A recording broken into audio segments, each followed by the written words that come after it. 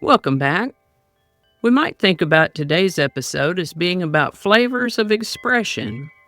From the tangy complexity of Rémoulade to the legal framework that first protected creative work in America, in this episode we'll look at ways that we express identity, culture, and emotion through food, music, architecture, and performance.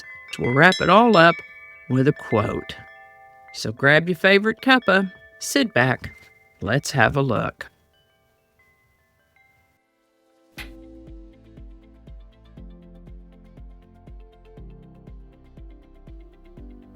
Hi there, and welcome to This Day in History for May 31st.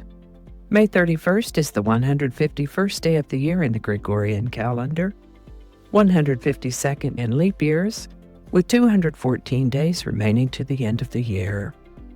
Today's word is rémoulade. Rémoulade is a noun that means a pungent sauce or dressing, usually with a mayonnaise base and savory, spicy herbs and condiments. I think most of us who are familiar with rémoulade think of it as Louisiana Cajun or Creole sauce. Exact ingredients may vary from recipe to recipe, but it's likely to be made with a mayonnaise base, maybe some hot sauce, a variety of herbs and spices, and usually a little bit more on the spicy side. Horseradish isn't out of the question. One might enjoy a delicious horseradish rémoulade on a steak, or a tangy rémoulade adds a nice burst of flavor for dipping one's shrimp. By the way, so far the only place I saw rémoulade spelled with the accent over the E was in the dictionary entry at Merriam-Webster. Out in the wild we don't see that accent so much. The word rémoulade comes to us from French, where it was a dialect word for horseradish. First known use of the word rémoulade is about 1733. And with that, most of the states had passed some kind of legislation regarding copyrights within just a few years after the Revolutionary War. The federal government followed suit with the Copyright Act of 1790. This was the first federal copyright act passed in the United States. Initially, copyrights were issued for 14 years with the right to renew that copyright if the copyright holder was still alive. The length of time for copyrights has been extended since then. Currently, copyrights generally expire 70 years after the author's death or 95 years after publication. The Copyright Act of 1790. The Palace of Westminster is the meeting place for the Parliament in the United Kingdom. That's the House of Commons and the House of Lords. This palace lies on the north side of the Thames River, and it's where the Big Ben clock tower is. We've mentioned Big Ben once or twice before, and we mention it today because it was on May 31st, 1859, that the clock tower was completed and began keeping time. This is the birthday of actor and comedian Don Ameche, born May 31st, 1908. He'd taken a dramatics course in college, enjoyed it, so when a friend persuaded him to stand in for an actor who hadn't shown up for a stock company production, he did, and he enjoyed that too. He did a little bit of touring and ended up in Chicago on the radio in the early 1930s and was in Hollywood by the end of the 1930s.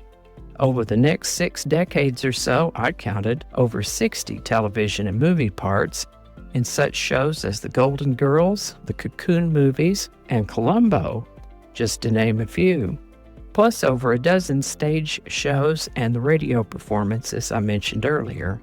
He was married to the same woman for something like 54 years, and they had 6 children. Today's song is Before the Next Teardrop Falls by Freddie Fender. Popular in both country and pop, this one was written by Vivian Keith and Ben Peters back in 1967. It had been recorded some dozen or so times before Freddie Fender recorded it in 1974, singing in English and then in Spanish. Freddie Fender's version of Before the Next Teardrop Falls was released in January of 1975, hit #1 on Billboard's pop and country charts, and we find it at #1 on the Billboard Hot 100 on May 31st, 1975. Before the Next Teardrop Falls by Freddie Fender. Link in the description. How about that? I found a quote for today's episode that I think goes right along with the subject matter that explores artistic creation across different forms.